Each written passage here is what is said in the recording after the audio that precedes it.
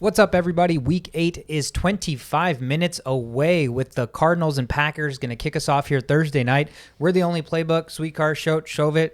What's up, guys? Hey, man. Looking forward to this Thursday night football with Aaron Rodgers. And nobody else. Yeah, I know. Yeah. His receiving corps is decimated. Yeah, I think he'll be all right, though. Think so? I think so. Are you trying to tell me to relax? I am. Low-key trying to tell you to relax. I don't know. It's going to be good. I have so many fantasy implications in that game, so there's going to be a lot of reactions as this podcast is recorded live because the game's going to be on. But again, appreciate you guys coming in and joining us. Episode 15, we're going to preview Week 8. A lot of great matchups to go over. And obviously, we always want to kick things off with social media, the support on Twitter, Instagram, TikTok, all the podcast applications that you can listen to us on, Apple, Google, Spotify, Anchor FM. Certainly appreciate all the love we've gotten so far. Keep it coming. Let us know if there's anything more we can put out for you guys that you guys are looking for. It's been good. And we've been going ham on Twitter. We post all of our shit on Instagram too whenever we put our episodes up. So keep the notifications on. I know this week we had a couple episodes running back to back because we recorded on Tuesday and now we're recording on Thursday. But hopefully the information and content got put out and you guys were able to get the waiver pickups and adjust your lineups accordingly. So again, really appreciate the support. We wouldn't be here without that. Let's jump right into what's important. Obviously, we like to kick things off, Shashowt, with our injuries. Mm-hmm. It is Thursday. There's a game about to happen in 20 minutes, and we have a lot of games on Sunday. Tell us what's going on with injuries. Real quick, I know no one's going to get to hear this before this game starts, but MVS, who was a front runner for taking a lot of targets since Devonta Adams can't go, he's not going to be coming off the IR in time. That was due at 4 o'clock. It's already 6:59 here. So he's officially not playing. The targets are going to have to be spread amongst Equinemius, St. Brown, Robert Tonyan, Randall Cobb, and the other Rodgers. So we'll see how and don't forget the running backs. Yep, that's true. Aaron Jones might get a lot of points today. Hopefully not because I'm playing against him, but we'll see how this goes. Anyways, back to the injuries. Other injuries of note as of Thursday. Austin Eckler has been added to the injury report about 45 minutes ago. I've looked all over the place. I don't know exactly what the injury is, but that's the first time he's been on the injury report all year, which is surprising as hell because that's the reason I didn't draft him this year because of his injuries in the past. That strategy worked out for CMC, but it's clearly not working out for Austin Eckler because he's killing it. So, keep an eye out for Austin Eckler. If he doesn't go, there's a bunch of running backs in that backfield that could get the touches, and we'll see who gets first-team reps if Eckler can't go tomorrow and Twitter. Tomorrow on Twitter, yeah. Check out Twitter, only playbook. Right. Dak Prescott limited with that calf injury. So this is very interesting because I kind of just shook it off early on in the week. Same. I was like, yeah, he's whatever. Really, he had a bye week. He's probably got plenty of time to rest. That is not the case here. The headline on NFL.com and most places are, Dak is worried that this injury will worsen if he plays. That is the headline, right? That's concerning as hell for Cowboys fans because that tells me he's not ready to play. He's trying to push through the pain to play. We don't know what it's going to be like by Sunday, but the fact that he's saying this on Thursday lets me know that that's not going to be good to go by Sunday. So there's ways the Vikings are going to have to attack this. A lot of pressure needs to be placed so he's forced to push off of that leg earlier than he's used to just kind of aggravate that calf, not to re-injure him, but to use that to their advantage. God, that's huge, right? Because the live line right now, it's favoring the Cowboys by 1 point. And so if Dak is not playing, the Vikings have a very legitimate chance to get that. There's a ton of value right now, even with Dak, that the Vikings are at home and dogs, right? Yeah. So taking them straight up to win, we talked about the home field advantage. There's a lot of value. So, you could probably grab that. And if Dak doesn't play, that line's absolutely going to move in the favor of the Vikings. Right. So look out for that. Dak, without Dak, I don't know how the Cowboys will do anything, to be honest. So we'll see. After that, Michael Thomas, this nagging surgical issue that he did the surgery too late into the summer rather than getting it done early in the year. It's officially affected the Saints. It's delaying his comeback, which was supposed to happen last week. He's officially cleared to come back as of last week, but he's not going to be coming back anytime soon. I think it's going to be another 3 weeks before he comes to play. And even then, it takes some time to get used to playing situations, Michael Thomas, this is something we talked about last week. It's really tough right now on your benches. The bench is looking icy. There's people that, want to start Kirk Cousins, but they can't because they have to drop somebody else to start him while holding on to their actual quarterback. So for those reasons, they're starting, quarterbacks like Aaron Rodgers, which, it's Aaron Rodgers. He'll probably do fine. But when I talk about these people that are having these issues, I'm talking about myself because I have Aaron Rodgers. And I can guarantee you Kirk Cousins will probably put up better numbers than Aaron Rodgers this game. Actually, no, I'm not going to guarantee. It'll be close, but I think the edge is towards Kirk Cousins. So I really wanted to play him, but I can't because there's nobody worth dropping. So for those reasons, Michael Thomas, if you're holding on to him and you're like a 3-4 team, or it's not looking good right now to make the playoffs, it's time to cut ties with Michael Thomas. Because you can't afford to wait till week 10. Nope. Because you're going to be, you might not even be in the playoffs. Exactly. If you don't have an IR spot. No, even if you do, he's off the IR now, so you can't put him on the IR spot, right? If you leave him there for if you never touched him, he can stay there. That's the weird situation. Little workaround. Yeah. At least for Yahoo. Okay. I think ESPN, you can't pick up any new players if you still have a player that's invalid on the IR spot. Okay. But so you're going to have to adjust if you get on waivers. But Yahoo's like, fuck it. You can stay there as long as you want. So, yes, people like Michael Thomas who might come back and do well, which he probably will do well, but there's no need to hold on to that. Yep. It's too precious. Still no Miles Sanders out there, so that ankle injury is significant. It's not like a quick sprain that he's already sprained in the past. I think it's a significant sprain, so it's Gainwell time, Boston Scott time. Keep an eye out. If you're in a PPR league, obviously Gainwell is the way to go. Saquon out again. Yesterday, all of those guys, Saquon, Kadarius Toney, Galladay, they were all doing limited practice on the side. So, but today, Saquon wasn't at practice. So I think they tried it out. Didn't work out. I don't think Galladay is going to be playing either. I think Tony's going to try to push through it, but stay tuned. It's Thursday. We don't know what's going to happen. So, officially, Saquon, it's actually not officially, but in my opinion, Saquon is not going to play this week. The one thing to remember is they also get the extra day because they're Monday night this week. So right. maybe Kadarius gets that extra day and gets to play. But that's also bad for fantasy owners. Yep, because you don't want to wait till Monday. Right. Because if they don't play, there's nobody to replace them with. So the best thing to do here is just to pretend these guys aren't going to play. Yep. Unless you've got who are they playing? Chiefs, right? You can go pick up freaking Robinson or Hardman. Hardman, but that's not a good strategy. Right. There is one strategy I just kind of thought of though. If you're winning by by 40, and it's Monday night as your last game, and you could afford to start one of those shittier wide receivers, then you could possibly pick one of those Pringles up and put them on your bench and just hope for the best. Mm-hmm. But the best thing to do is to not avoid it at all costs. Jerry Jeudy, good to go. He says he's 100%. Oh shit! That's big news for PPR owners because Jerry Jeudy could easily get 10 targets a game, if not more. That's not good for his counterpart. Tim Patrick's officially donezo. Yeah. He's going to be playing the KJ Osborne role now. So, he could hit here and there, but the targets are not going to be there. Yeah. Mahomes, good to go. Concussion was a little bit worrisome because according to concussion protocol, if you get hit and you stand and you get wobbly and you fall, you're officially ruled out. What? Really? For the game. That's the actual protocol for the game. But he didn't even leave the game. Right? I mean, he did leave the game, but that wasn't because of the concussion, is what Andy Reid said later on. So for that reason, look at other players that, look at Taysom Hill. He got concussed. He kind of, left. He's still not back.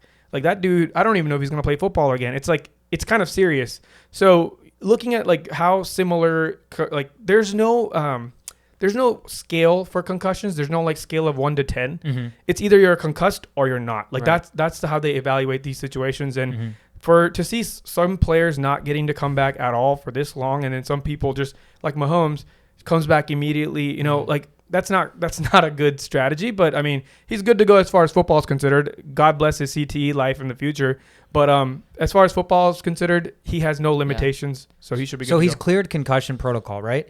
My question is, you said there's no timetable. How does what's if somebody is concussed and they need to play by Sunday? What steps or measures can they take? Yes. Is it just a natural? It's got to heal on its own, or what do you do to get better? They give you 10 words that you have to remember at the beginning of the week, and at some point, I don't know if it's before the game or something, you have to get at least 70% or so. Yes, it's not the beginning of the week. It's the beginning of the season. Oh, okay. So they don't do this at the beginning of every week. They're like, hey, here's your weekly 10 words. No, they don't do that. So it's the beginning of the season. They have an evaluation for each player. Yeah. And then whenever somebody gets concussed and goes in the blue tent, they have to bring those same tests back and see how much they match up to their answers at that time. It's funny. I'm sure at some point it was like, what's today's date? What's your birthday? And then like they changed it to like make it a little bit more difficult with the words. Yeah. I don't even remember what I had for breakfast. How the fuck are these guys remembering the beginning of the season 10 random words? Yeah. So I don't think it's as random as we think. This is going to be really complicated. We're going to get to like a neurological class here, but besides the point, concussions are weird. It's very weird. And like you mentioned, how do you know when someone's going to play? The steps they take during the week is first, as soon as they're able to like pass those tests, what they do is they give them to see if they can go back out there and play. Like they'll do like light training, and then they'll do like now they can practice. And if they pass all those checks, then they'll be able to play. Okay. Like a week is a good enough time for them to be able to play. But if there's any signs of them not performing as well as they should, they're gone. So that's the protocol. So Mahomes is good to go. I don't know how many bills had to be passed under the table for that to happen, but it's happening. And then Jonathan Taylor, who is on the up-and-coming rise as far as fantasy is considered, but he had a rib issue last week. That's what that was. They didn't play him in the final drive, even though he was doing pretty well all game long, and we were wondering why he's not out there. But he had a rib issue. I don't know what the actual issue is, but that's what the problem was. And he's never missed a practice in college or the NFL so far, and he hasn't missed any this week. So I think he'll be fine. That's not an issue to be worried about. So, yeah, those are the injuries that are of note as of 7:08 p.m. on Thursday. But, again, Friday, Saturday, the bulk of the seriousness of these injuries will rise, and we will let you know via social media. Okay, yeah, absolutely. Appreciate you kind of giving us the rundown. At Only Playbook on Twitter is when we have the slew of injury updates Friday, Saturday, as the week progresses closer to kickoff on Sunday. So stay tuned. We'll jump into a segment that we're trying out this week. Usually we'll do some buy stock, sell stock, but we're at a pivotal moment in the season, in fantasy season, where you're slightly past the halfway mark and trade deadlines are approaching, right? People need to make moves. If you're struggling, you're putting out the same field, the players on the field, and they're not producing, you have to make changes, right? So people are looking to trade people, keep people, they don't know. So I got a list of random guys that I kind of came up with that could be on the teeter-totter scale. Okay. We'll run through them quickly. I want to get your guys' insight on if you think you'd trade for them or keep them. Okay.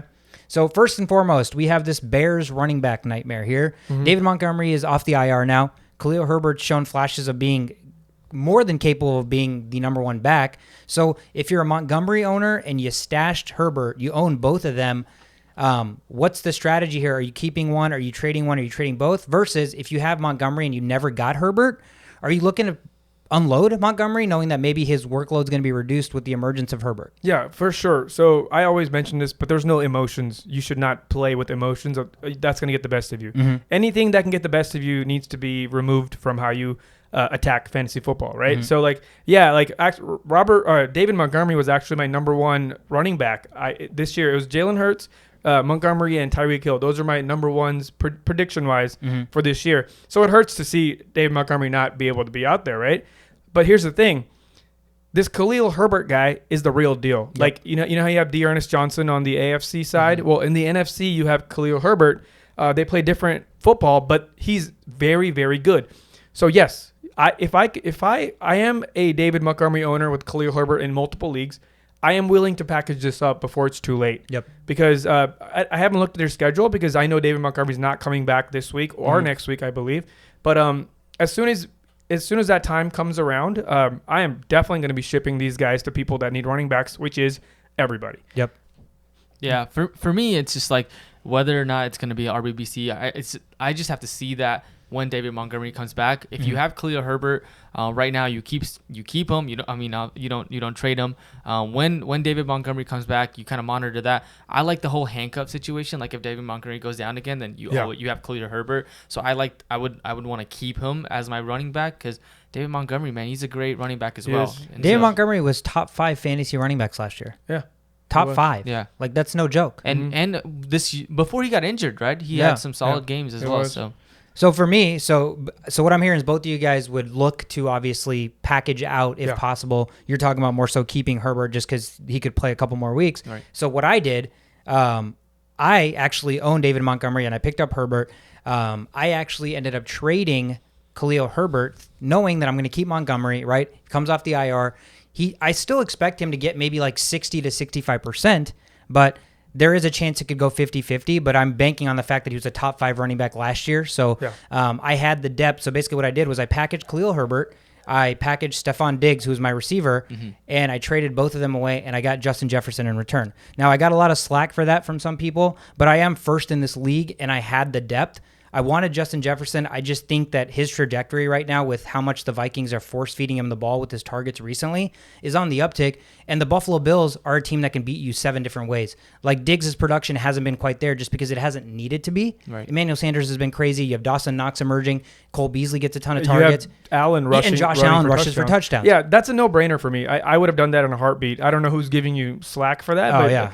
Like, none of those explanations for why they are giving you slack none of them would make sense to me. Yep. Because you have a number one, Justin Jefferson in dynasty leagues is the number one player. Yep. Right now, Jamar Chase is coming up, but as of right now, it's Justin Jefferson. If you can have that player, why would you not have that for a backup running back who's gonna lose a lot of his carries? Yep. It's just there's no way Yeah. Montgomery comes back and they're like, you know what? Let's not use you. Yep. That's just not gonna happen. Correct. You know, if anything, Khalil Herbert's not gonna get any carries. You know, that is more likely. Right. Yep. So what I'm trying to get at is, yes, Diggs is great. He was number one fantasy or receiving receiver last year as far as targets go, receptions go. But that's the bias. That's the anchoring bias people are used to just keeping in their head. Yep. And that's what keeps them from winning. Yep. You know, like, players' names should not be reasons why you want to keep them on your team. Nope. So I am all for getting rid of Herbert while his stock is high. Yep, exactly. You know, or you could, you know, in another scenario, you could also wait until Montgomery comes back. And then you could get rid of Montgomery. But yeah, I'd rather get rid of Herbert now and keep the potential of Montgomery getting all of the carries. Yeah, top 5 former fantasy back. Right. Yeah, that guy's gonna be really sad once Montgomery comes back. That's the thing. It's a stopgap for him in terms of Herbert. You get 2 more weeks at best as the back before he's splitting carries. And to me, 1-for-1 value, Justin Jefferson's is higher value to me this year than Stephon Diggs. Oh, yeah, for Target sure. share, the way the offense is run, how important Jefferson is versus how the Bills can still beat you 45-0 and Diggs doesn't need to catch the ball. Right. Emmanuel Sanders, looking like the best receiver on that team right now. As far as like the trust factor, the red zone factor, it's all Emmanuel Sanders. And Diggs is getting, I guess, he gets the number 1 cornerback every week as well, right? Yeah. So that also hurts his value. He's really, really good, but he's taking away the best defensive back on the other team. Sanders gets all the shittier guys. You have Cole Beasley getting shittier guys, and it's just like there's no reason to force feed Diggs when your offense is so dynamic. Yep. But the Vikings rely heavily on Justin Jefferson and Adam Thielen. Right. So The reason I like to trade for both teams, right? You're number one. You're getting like that number 1 receiving guy that you can I'm pairing him trust. with Cooper Kupp, by the way, on my team. So Oh wow, okay, nice. So you're getting that trust from your wide receiver 1 or 2. I mean, since you have Kupp. Yep. So he is getting Herbert, who's doing really well. He's who gonna you give can plug and play immediately, right? Yep. and then he gets Diggs, where like Diggs is not a bad receiver. No. You know, he's still gonna get his numbers, and there's still that potential that, you know, even if he's not been doing good the first 7 weeks, the latter half of the season he could do well too. Correct. So for both teams, I think it's a win-win situation. As of right now, yes, I 100% agree. It works out because he needs to win, right? He needs to win games. Right. He can fill in that running back hole and have a wide receiver. Yep. So yeah, that works out for both you guys. I think in the long run, you know, Jefferson. he's gonna have to play you if he wants to win this, right? Yeah, exactly. So no, I'm glad I got you guys' feedback. But yeah, I'm in line with you guys on Montgomery Herbert situation. It's a little sticky. Next on trade or keep, Miles Sanders. Yeah, I mean, all season long, like, if you guys have heard this, who do I hate the most out of Sanders. anybody? Actually, no, I don't hate anybody, but I was very disappointed in Miles Sanders. I was Just forced, highly dislike. Yeah. Very highly disappointed, like a father. Hate is a strong word, but you really, really, really don't like him. Right. Shout out to emo music. But yeah, Miles Sanders, if you can buy low on this right now, which is the situation, I'm doing it. Yeah. I'm doing it because I think we're going to see what Gainwell and Scott are going to do. And I don't think it's going to be too pretty.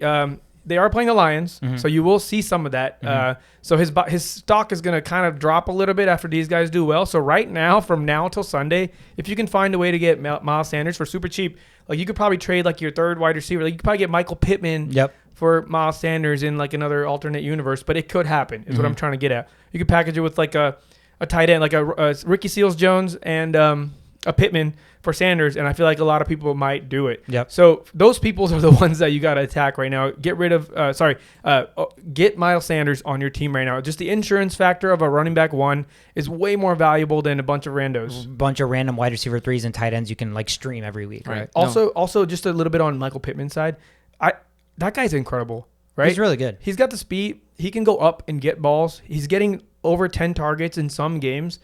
Like, what more do you want from a receiver that gets a lot of targets, get deep bombs, and is trusted in the fourth quarter? And he's got Carson Wentz throwing him the ball. Yeah. Right. Mini Aaron Rodgers. Right. Mini Aaron Rodgers. Yeah. But so, yeah, just to look out for Pittman. But he's been losing a lot of targets lately because they've been enforcing the run, but they've also played, like, weird games in the rain and all kinds of stuff. So, yeah, that's somebody to keep an eye out for. Yep. What about you, Shovit? Miles Sanders? Yeah, buy low. Definitely trade for him. Yeah. I think so. Running backs, we've already seen 8 weeks in are so freaking valuable with how many that have gone down, how active the waiver wire has been with all these rando guys. Like my other league, 1 week I started Damian Williams from the Chiefs, Khalil Herbert from the Bears, and Elijah Mitchell from the 49ers, all of which are waiver pickups. Yeah. All of which are waiver pickups. So it's incredibly important. So I would also buy low Miles Sanders. Next on the board, another interesting one, Russell Wilson. Yeah, right now I have Russell Wilson, who's been rotting on the bench next to Montgomery. But I'm forced to hold on to him because of my quarterback situation. I have Jalen Hurts, who is the garbage king of fantasy right now. Yep. Maybe ever. And I just, there's going to be a time where he might not be able to sustain that.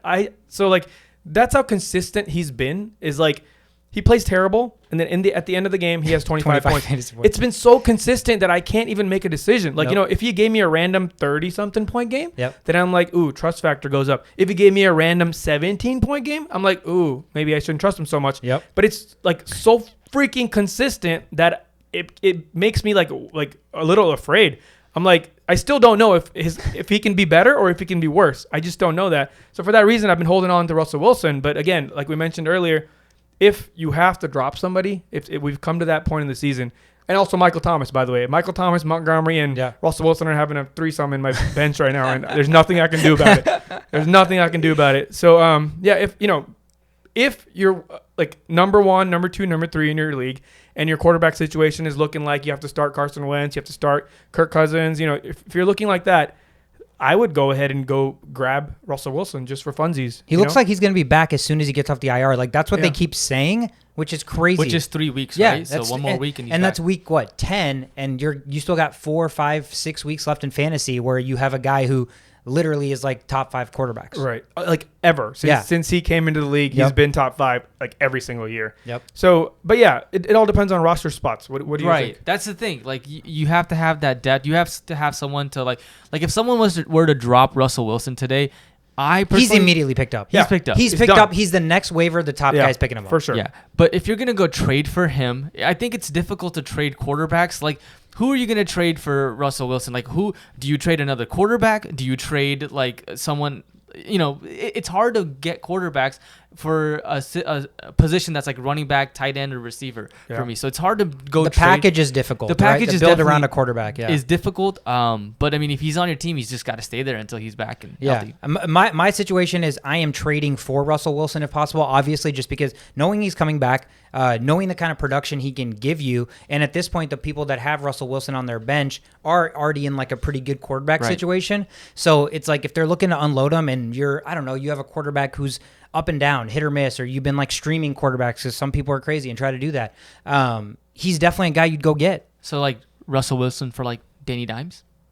That's a Daniel Jones? Like straight up trade? Yeah, I mean, like what do you trade for Russell Wilson? Like who do you again, it's all situational because what does the guy who has Russell Wilson need, right? If I'm looking at a running back that I have that's a stopgap, like let's say Chuba Hubbard, right? Knowing that McCaffrey might come back, or another running back that's a stopgap that the guy is in the rearview mirror, I'm getting rid of him. If I can get Russell Wilson, knowing that I have the flexibility with the running backs to not to expend that guy, and knowing the upside that Russell Wilson could give me week 10 on, right? That's another guy who could come in and just start dropping 25 points a week for you. Right.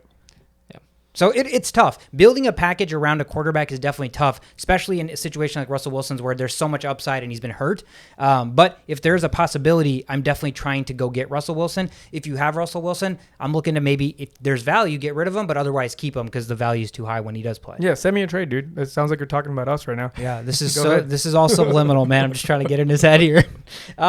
Next on the board, Amari Cooper. Yeah, okay, let me before we talk about Cooper, let me ask you guys 5 wide receivers. My friend Maurice, remember Maurice's sister the other day? I think it was week 2 or week 3 we talked about her. So Maurice is in a conundrum again. His sister's not involved this time, but he asked me today. He said, if you get faced with having to start 3 of these 5 guys. All right, let's do this. Ridley, okay. Debo, okay. Emmanuel Sanders, okay. Michael Pittman, okay. or Cooper. Which 3 do you start? Okay. So Ridley, Debo, Michael Pittman, and Emmanuel Sanders, and Amari Cooper. So let me tell you what I told him. So the one guy. Okay, yeah, you go first. Okay, so there's 2 guarantees here. Do you guys know which 2 are the Debo guarantees? Samuel, I Debo, would absolutely yeah. start. then Michael Pittman. Michael Pittman's probably the other one. No, Emmanuel Sanders. It's Emmanuel Yeah. Sanders. Wow. Emmanuel Sanders is so fucking underrated right now. This season, it's unbelievable. Like, he is the go-to guy for touchdowns, and he's also the go-to guy for third downs. It's like he just takes care of that work. And I thought it was I thought it was like a 1 week thing. Then I thought it was a 2 week thing. Then I thought it was a 3 week thing. And now it's just like an everyday thing. So I'm willing to bet one more start with Samuels, or sorry, with Emmanuel Sanders. I'm willing to bet that one more week that he's going to perform like this. If he performs like this one more time, it's a no-brainer. So right now, as of for this week, I'm starting Debo Samuels for sure and Emmanuel Sanders for sure. So for the other 3, this is the case that I'm making for the other 3. Okay. Okay. So Ridley is just coming back, right? So if I don't start him, I can't get mad that he scores a bunch of points because I'm playing the situational stuff, right? Yep. Like, he hasn't done shit. Like, why would I risk not playing these other amazing dudes? Who produced? You know, so I'm not going to get mad if Ridley gets 30 points this week and I benched him because, you know, I was just playing the trend. And Ridley's going against a Carolina defense that has shown to be good at some time. Right. So, and then Pittman, right? I told you guys everything I love about him. He's been the number 1 option. They love going deep with him. They're at home against the Titans, whose defense has been bad. The worst wide receiver defense, right? So everything points towards him. But the thing is, the Titans are so crazy. Like, I feel like if the Titans are a drug, they're cocaine. Yeah. Like, you have no idea what they're Yeah. going to do. They're going to run the ball on third. And, like, it's just like, I can't predict the Titans. I don't think anybody can predict how well the Titans are going to do. Yeah. Yep. So for one more week, because I have these other options, Pittman's a must start, right? Yep. But this guy's got 5 good receivers, so we have to decide. Yep. So for this week, I'm going to say, let me just see what the Titans are capable of. It's not so much on Pittman. It's more on the Titans defense. So I'm going to take Pittman out of I'm going to take him out of there. And then now let me tell you about the other options. It's Cooper and who's the other one again? Cooper and that's it. Debo, Sanders, Cooper, Ridley. Ridley, yeah, we talked. Yeah, so Cooper's the other one. Yeah. So you'd be starting Cooper? I think I would start Cooper. Same thing as Michael Pittman, but not against the Vikings. This one's on Cooper, right? So I said it's not like I want to start Pittman, but it's not that I don't want to start Pittman. It's I'm more worried about the defense. It's the opposite for Cooper, right?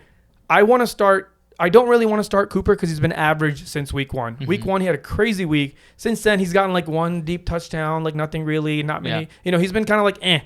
But he's going against the Vikings who just lost Patrick Peterson, and they already are like, you know, just weak in the secondary. So I think they will feast. I don't know who's going to feast, but I'm willing to take chances that this is going to be a shootout. And I think in a shootout, in a Cowboys game, Cooper's name will be talked about. Yeah. For this game, Cooper is definitely a fantasy start. But Cooper, you know who he reminds me of? He reminds me of Woods for the Rams, right? I feel like they've been, you know, you think he's a wide receiver 1, or maybe not for the Rams, but like you think he'll get his targets, but then Cooper Kupp comes in, or like CeeDee Lamb comes in and takes all of that. So like they're both in like the same sort of tier as far as wide receivers. The only difference is Cooper actually gets like deep bombs thrown to him. Woods is just red zone or something, like short. But yeah, it's very similar. So who would you guys play out of those guys? So for me, a couple things to note. Amari Cooper gets a favorable matchup this week just because you expect Dantzler to probably be on CeeDee Lamb maybe. And that means Rashad Breeland gets Amari Cooper, which, you like those chances as a receiver. Now, my only caveat, Michael Gallup just came off the IR, returned to practice on Wednesday. I don't know what his status is for Sunday night yet. I think he's going to play. Okay, so that's one thing, right? The second thing is we're still unsure about Dak Prescott. And the third thing is the Vikings' biggest weakness has been their running defense, and they have Zeke and Pollard. So situational football thinking. They might not need to use Cooper as much. They might not need to use Amari Cooper as much. So for me, I'm looking at, we all have a consensus. Deebo Samuel is like a must start. Right. I'm also looking at Emmanuel Sanders. They're playing the Jets, who are awful. The only other thing you always worry about when it's too good of a team against too bad is they score 40 points in random-ass ways, and you don't even need to worry about Sanders.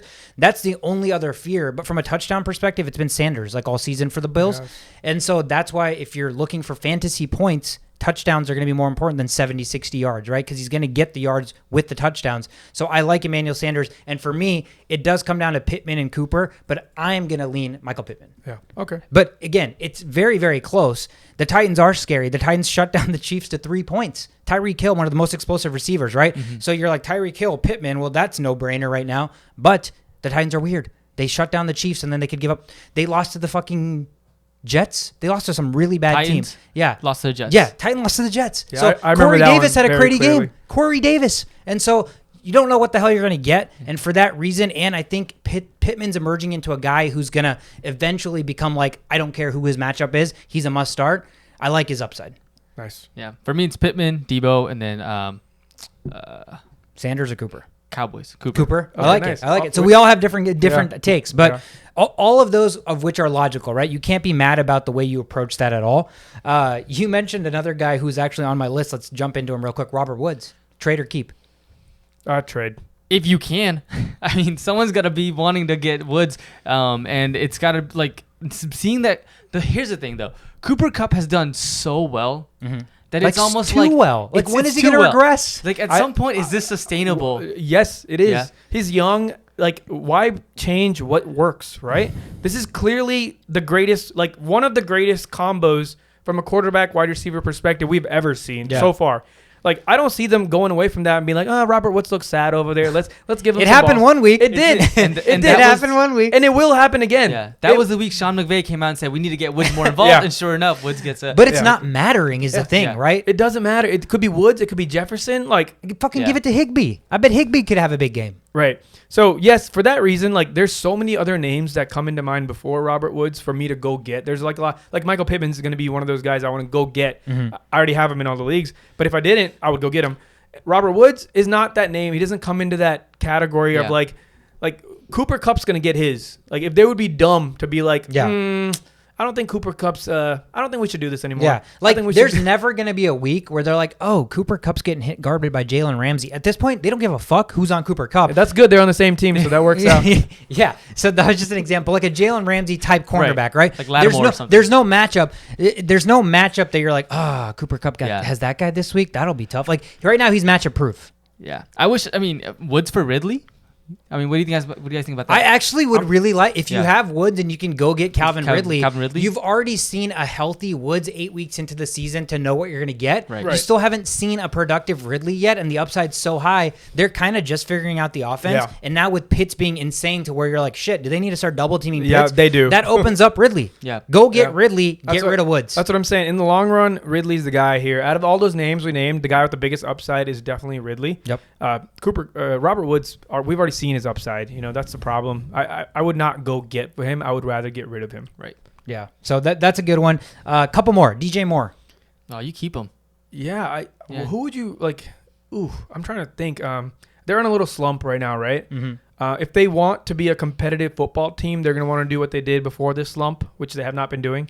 So, and that formula was give DJ Moore the ball. Mm-hmm. And then CMC comes back. That'll open up the field. Then the defense going to have to more worry about closer to the line of scrimmage. Mm-hmm. The back end of behind the line of scrimmage gets opened up more. Mm-hmm. It's just you got to go you got to buy low on DJ Moore right now.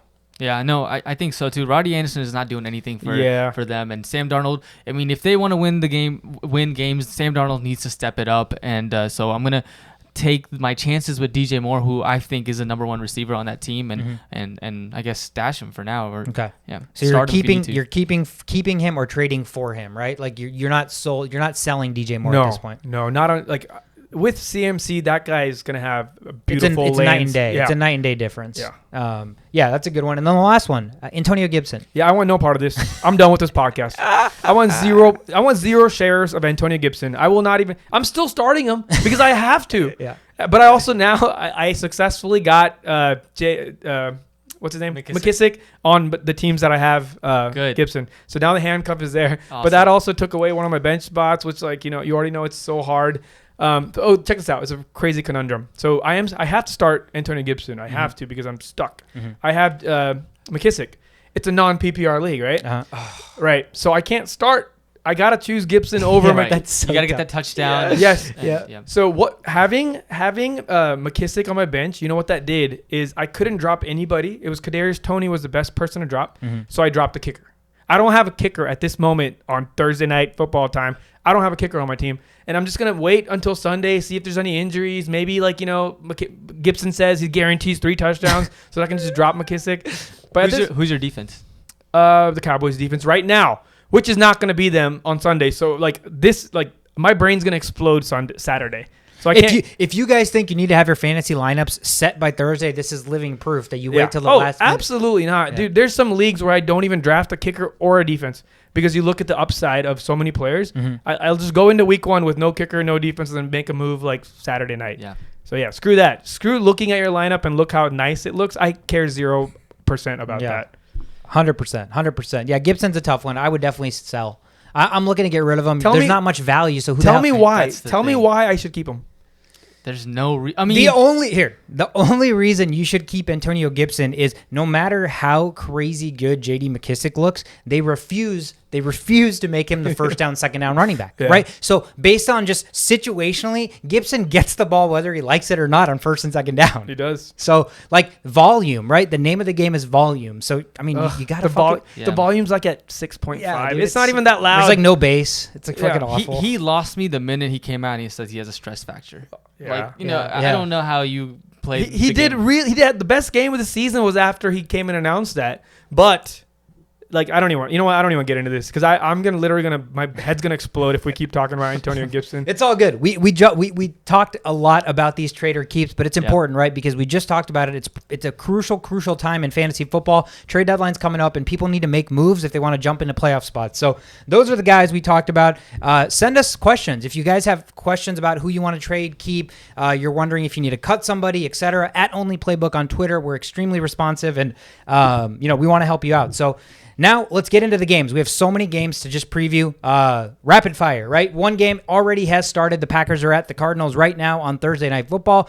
3 minutes have passed. It's 0-0. Both teams have punted, going 3 and out. Both teams have punted. Yep. Cardinals, actually, Packers got the ball first, got 9 yards, punted. Who got the 9 yards? It matters. Aaron Jones got 2 carries for 5 yards. Aaron Jones got 1 catch for 9 yards. Okay. So Aaron Jones is their entire offense so far. God dang it. And then the Cardinals had 1 run by Edmonds for 4 yards, 1 run by Rondale Moore for 2 yards, and then incomplete by Kyler Murray. They punted it back. Okay. And now the Packers have their second possession with 11 minutes to go. Okay.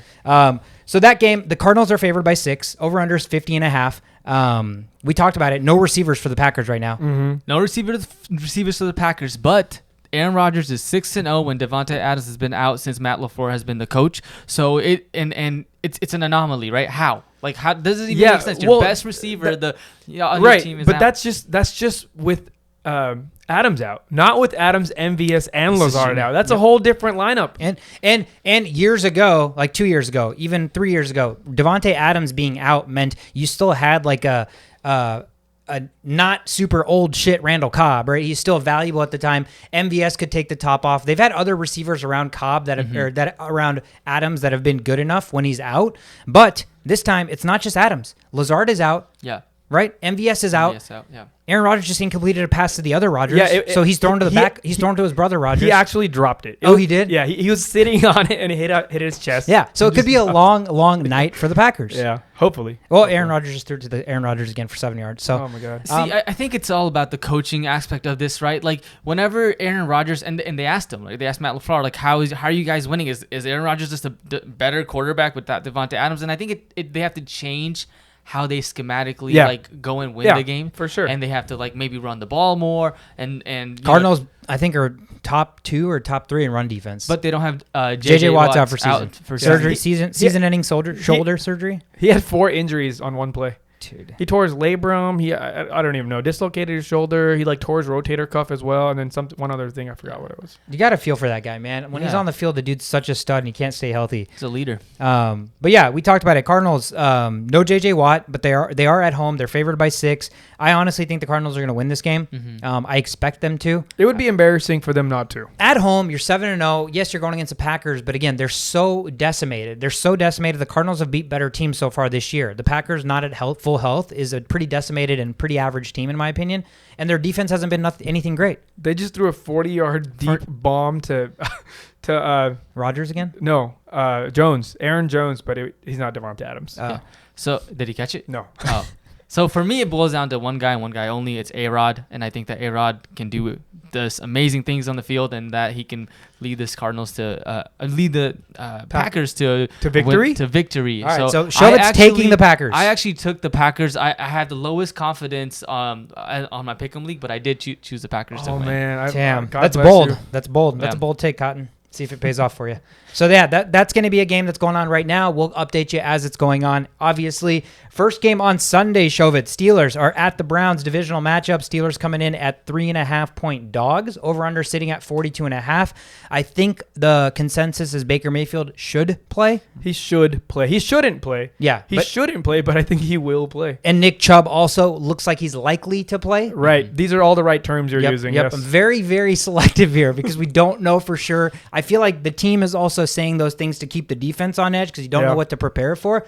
But nonetheless, the Steelers are coming off a bye week. They had a whole week to kind of figure shit out. They'd built some momentum a couple weeks prior to the bye week, right? Getting a dub. What's the recipe here for the Steelers to contain the run and find enough offensive firepower to get the job done? Yeah, that's a good point. Contain the run, and the Steelers are not the best run defense team. Pass defense, like the pass rush, and that's what they excel at with T.J. Watt, Highsmith, and Cam Hayward, guys like that. But as far as run defense goes, I mean, we saw we saw Seattle with Alex Collins kind of have their way against the Steelers, and so it's going to be a tough matchup for that defensive line. And the thing to look out for, we talked about the offensive line for the Browns last week about some of the injuries. Tackles? Those tackles are expected to play as well. Okay. So it's not looking good for matchups against Dearness Johnson and Nick Chubb. So I'm worried for the Steelers. It's just like everything needs to go right for them to go and win this game. And offensively, like that for Ben Roethlisberger, I don't know if I trust that O-line against Myles Garrett, Jadeveon Clowney. So for me, I mean, it's looking at this matchup. It's going to be a very tough to defeat the team. But obviously, we just need to see the rushing to be better for the Steelers to kind of get that pass offense flowing. So the Steelers, you know how like you guys just always beat down on the Browns, like historically, Right. since like we all started watching football. Yeah. So the Steelers have lost their last 2 games against the Browns, right? They have not lost 3 straight games against Cleveland since 1986. Damn. God, I hate those stats. I know. Because there's a first time for everything, right? And it's like anytime they come up with the most outlandish stats, it's always like by the end of the game, and won. That was the night. That was the night that it happened.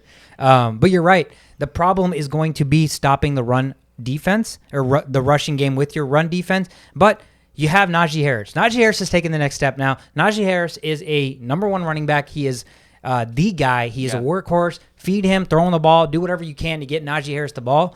If he can do enough in the run game that it keeps the defense honest, that's when things will open up for Deontay and Claypool, who were still waiting to break out, right? Deontay's shown that he is. Like, he gets the bulk of the targets. We're still waiting for some consistent play from Chase Claypool, and all that's going to do is help the offense overall as a whole anyways, right? So it's going to start with Najee. If Najee can establish the run, then you take some pressure off of Ben Roethlisberger, and that's when he needs to start making those 3-step drop throws. I hope they do that, man. Yeah. Well, I'm hoping they come out and a win.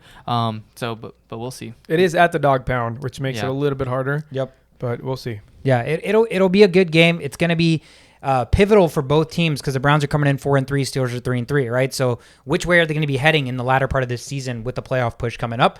That leads us to the Panthers. The Panthers are on a very, very bad skid. They are traveling to Atlanta to take on the Falcons, who are actually on the up and up. Falcons are favored by 3 at home, so they're just getting home field advantage here. Over under sitting at 46.5. What are we expecting this game to go? Yeah, so Falcons are hot right now. Matt Ryan, he looks like he's got some options. Cordell Patterson, Kyle Pitts, and Calvin Ridley. Russell Gage is back. Mm-hmm. Yeah, so, it looks like he's got some options and that this offense can definitely, keep up. And Panthers are coming off of a loss against the Giants. That defense that led them to 3-0. It's almost like when the Panthers don't have CMC, they're a completely different team. Yeah, it's like the defense forgets how to play defense when CMC's not there, which makes no sense. But it also does. CMC keeps the offense on the field. CMC helps the offense control the clock. CMC converts on third downs, right? He gets that defense rested enough so that when they're on the field, they're fresh. And last week, they weren't doing that. Sam Darnold couldn't move the ball to save his life. He was turning the ball over. He was getting sacked. He was not rushing, which is the one good thing he does. So they're heading in opposite directions. We talked about the Falcons. Their 3 wins are against the 3 worst teams in the league. So it's going to be one of those where, like, who are you? Like, are you for real or are you not? Obviously, winning against the opposing team here is not going to make you for real, but it at least excludes you from, like, the bottom feeders, right? Yeah. And if the Panthers lose this, they are officially in that, to me, the Jets, Dolphins, Jaguars territory. Yeah, they've been in that category for me. This is the fake news Panthers we're talking about. They led the NFL in sacks from week 1 to week 3, and now they're tied for last since that time. This is a whole different team. It's a whole different team, and they're not good. They're not good at all in any aspect of the game. And, the Falcons, as much as they are, fun to make fun of and all that good stuff, I think they're good enough to take down fake news Carolina Panthers. Yeah. You're at home. You get 3 points. I kind of like the over here. 46.5? Yeah. Yeah, I mean, it's interesting just because we've seen Panthers defense be good and we've seen the Falcons offense be garbage. Yeah. So it's just like if you have something like that, the flow could dictate otherwise. But you're right. Recent trends lead us to believe that the Panthers defense is not who they were supposed to be, and the Falcons have enough weapons on offense to get the job done. But can the Panthers score? I mean, they did against the Vikings, right? So they have the options. They've got Nick Chubb and Chubbard. Yeah, Chubb Hubbard. Yeah, the Vikings game, it was more like a fourth quarter comeback kind of a situation, and they just executed really well at that time. But they were struggling, dude. They had like 80 points passing by halftime. 80 yards. 80 yards. Sorry, 80 yards. But hey, just real quick, breaking news. Hopkins just scored a touchdown on a really, really deep play, but I think he got called for offensive face mask. What? Okay. So it'll still be a catch, but will they mark it 15 yards from where it happened? That's what it should. That's the play. That's how this works. Damn. So they're gonna be in the red zone here.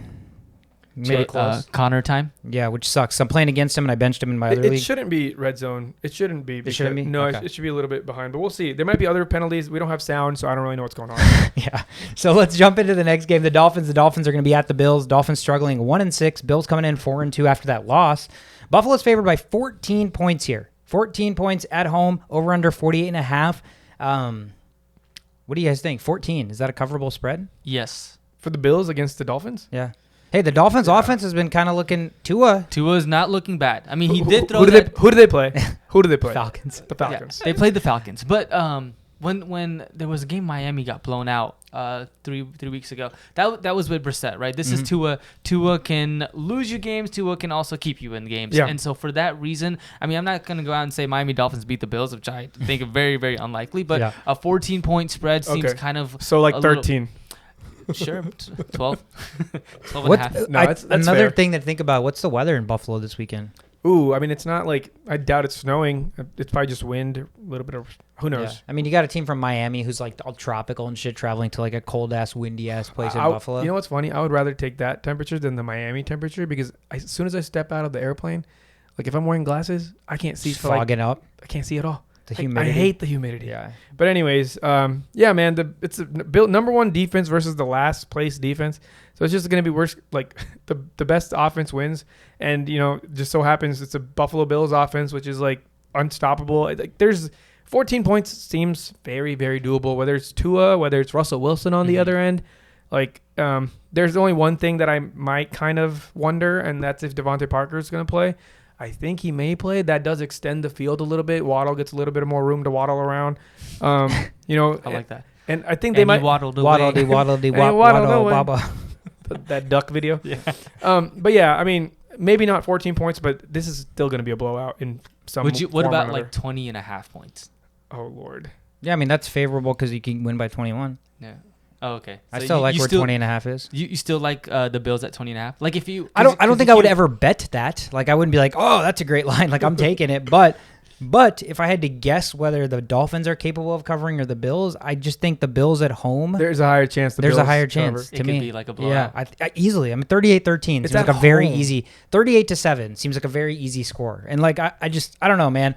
Buffalo did lose last week. Granted, it was a tough game, but I think they're going to bounce back. I think they're at home. I think they're pissed, and I don't know. Yeah. I expect them to win. I think fantasy-wise, you're going to see Josh Allen have a great game, obviously. Sanders, touchdowns probably. Dawson Knox is a play. Stephon Diggs. But for the Dolphins, is there anybody you're starting? Gaskin? Are you starting Myles Gaskin this week?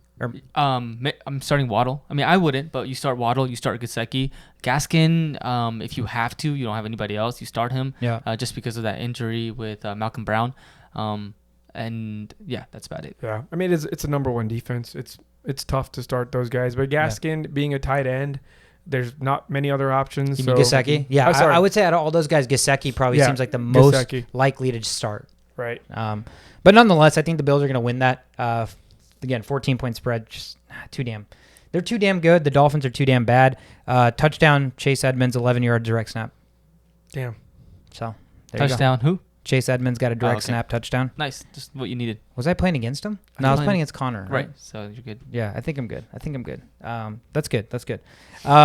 Jumping into the 49ers. The 49ers are going to travel to Chicago, Soldier Field, take on this Bears offense that cannot do anything. Did you say Chicago or Shitcago? Either or. I like Chicago better because right now they are playing like shit. 49ers are coming in 4-point favorites. Over under so low, 39.5. Yeah, makes sense because both offenses are absolutely struggling, right? Garoppolo gets another week to get a little bit healthier. So I think he's still playing. Trey Lance is still hurt, I take it. Yeah. What are you going to say? No, so they asked the coach, I forget his name.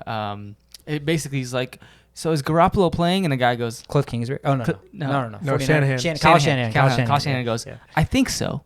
Like, that was his response in the press conference. conference. Lance is actually back at practice. Okay. But yeah, even if he's healthy, the go-to move here is Garoppolo in his eyes. Yeah. That's the luxury they have versus the Bears. It's the same team, basically. They're pointing at each other like the Spider-Man meme. Yeah. But one decided to use the veteran quarterback. One decided to go with the youth. And we're going to see what the result of that is. I think the 49ers defensive line is going to be too tough against that Bears offensive line. Again, Fields has given me no reason to believe that he has situational awareness, right? Yeah. He's a scrambling mobile quarterback, but everything he's done so far, not to all his own fault, but it's almost like he's exacerbated the problem. He's not alleviating the problem. He's definitely not making it better. That's for sure. I'm like, you have legs, right? So you would think a shitty line and stuff, he can at least make things better, but he's actually putting himself into worse situations. 3 fumbles last week, 3 interceptions last week, right? This is bad. That's obviously not going to be a good recipe this week. The 49ers are more than capable. They're like a weird team that performs randomly, beats up on shitty teams at random times, and then lays duds. So I think they're the same team. I feel like they're very comparable to each other. They both established the run. The game is the focal point here. Yep. And they both have okay defenses that do the get the job done. You know, they're dirty. They're at home at Chicago. You know what? I think I might go Chicago on this. Yeah, I'm actually going to go Chicago. Like, the spread is 4 points. I don't like the 49ers at -4, but I think 49ers are going to win the game. Yeah. Okay. 49. I would pick 49. Chicago Bears +4, right? It could be a 3-point game. Like a field goal wins the game, and that would be it. But, you're right. Like, Elijah Mitchell versus Herbert. That's kind of like the matchup. Both guys should be started. Both guys should have good games. And it seems like they're just going to try to run the ball. And then, but the Chicago Bears defense is good too, right? Yes, the Tom Brady. Khalil Mack's out, I think, right? Yeah, he's out. Mack is out. But the Tom Brady, the Buccaneers were kind of anomaly because it's the Tampa Bay Buccaneers. And the 49ers offense just looks really bad as well. So I think I want to go with the Bears here, at least covering that spread at -4. Yeah. I think it's going to be run heavy. I think Mitchell has a good game. I think Herbert will have a good game.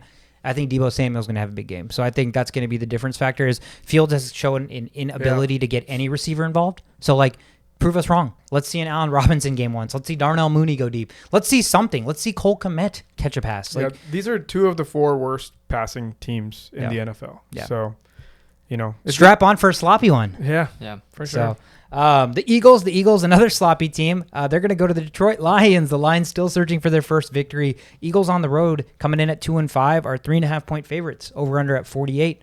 Chovit, you're talking a little bit about the Lions getting their first victory this week.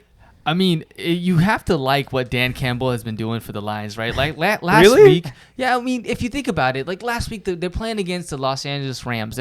And up until the fourth quarter, it seemed like they had a pretty solid chance to win the game. I mean, until Matthew Stafford, just lit it up. But for me, it's like Dan Campbell's doing everything he can to get this team going. Yeah. You've got some sort of, I'm sure you've got to feel good to be able to cover the spread at least. Yeah, I'm sure you're looking at You that. didn't get shit on. Didn't get shit on. And then now you're playing against an Eagles team whose offense is just, where is it at? Like the coach Sirianni, he's the play caller there, and nothing he is doing is working for the Eagles. Yep. All right. If the Eagles need a bounce back game, it's this game as well. So both teams are kind of like trying hard to win, and they have favorable matchups, but this is the game the Lions should be able to take control of and get their first W of this season. Yeah, you're right. This should be the game. The Eagles are better at offense. The Eagles are better at defense. The Eagles are better at passing. The Eagles are better at rushing. So if you're comparing them like head to head, statistically, Eagles are better than Lions in pretty much everything. But it is at home. Lions, it is at home, and it is a 0-7 is tough, and 0-8 is even tougher. That is probably the gravestone. If not, they already have one. So yeah, I think the Lions probably play with a little bit more heart here. Like, it's not really a must win for the Eagles. I mean, it is a must win, but not as much as it is for the Lions. There's a lot to lose here for the Lions. Whereas the Eagles, they're in a shitty division. They're already not that good. But the Lions really have something to prove here. They've kept up with every single team. They haven't really gotten murdered by anybody. And if this is like a great platter, it's like a confused team coming into your house. Like, it's time to execute. Yeah. Yeah, I think the one thing I'll say is with the Lions, you said, like, we talked about Dan Campbell, and they played exactly how an 0-6 team down, like as a 15-point dog, should have played, right? Right. If you're a team that is that much worse and you come in and you're like, we're just going to run, pass, punt, run, pass, punt, run, pass, punt. You're like, why the fuck am I watching this game, right? But they didn't do that. They tried their absolute hardest. They did things that most teams don't do on normal football games. So I still commend them on at least trying to change it up, right? Don't put the same fucking brand out there that's lost 6 weeks in a row. Do something different. And they put themselves in a position to actually be leading against the Rams when they were 15-point dogs. So you're right. We talked about it last week. We were like, we think the Lions at 0-7 are a better team than the Eagles at 2-5. That was the exact thing we said, right? And so it's a situation where I think there should be a ton of offense. I think there should be a ton of points. I think the Lions should be able to score. I think the Eagles should have no problem scoring. But I think it's going to come down to execution and decision making, and right now Sirianni has shown me nothing to lead me to believe that he's coaching to win. It's all just like fourth quarter bullshit. Yeah. The Lions are at least trying to win football games, right? They had the Vikings on the ropes. They've had the Rams on the ropes. The Ravens. They came back against the 49ers. They had the Ravens they've had teams on the ropes that are much, much better than them. That at 0-7, Dan Campbell this week is probably telling his team, guys, if we want to get the monkey off our back, this is the week to do it. So, yes, it's tough to be like, I believe in motivation, emotions, blah, blah, blah. But there's something to be said for that. Yeah. I absolutely believe it. So, I also think the Lions, moneyline dogs, are worth laying some juice down on. Yeah. I just feel bad for the Lions. And you know who else feels At this bad? point, we're all just like emotionally pitying the Lions, thinking they're going to win every week. And Matthew Stafford feels bad for the Lions, too, because I think it was like a timeout, and he was just like laying around and talking to the defensive guy. He's like, guys, it's okay, guys. I like what y'all doing. Hang in there. Hang in there. I would punch him in the face. Oh, my God, dude. I mean, it's going to be tough. I expect all Eagles viable fantasy players to be started. You start Jalen Hurts. You start Devonta Smith. You start probably Kenneth Gainwell to me. You might even start Boston Scott if you're really, really lacking in, if it's like a big bye week for your running backs or whatever, as a flex. I don't know. But for the Lions over here, Swift is a start. Hawkinson's probably a start.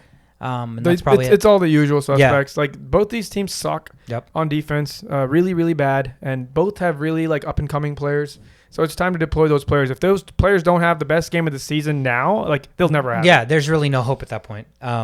But jumping into an even a better game, right? The Titans are traveling to the Colts, big divisional game. Both teams on the up and up. The Colts have won back-to-back games. The Titans have beat 2 back-to-back amazing teams, right? Chiefs and Bills. Yeah. So both teams are riding high.